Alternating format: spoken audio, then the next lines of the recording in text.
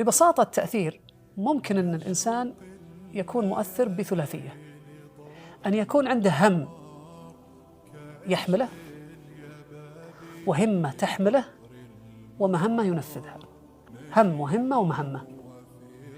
الهم بدون همة يتحول الإنسان إلى سلبي، عنده شيء وده يسويه بس ما له خلق، وكل ما جلست أنت وياه حدثك عنه، نفس الهم اللي قبل 10 سنين بس ما سوى شيء.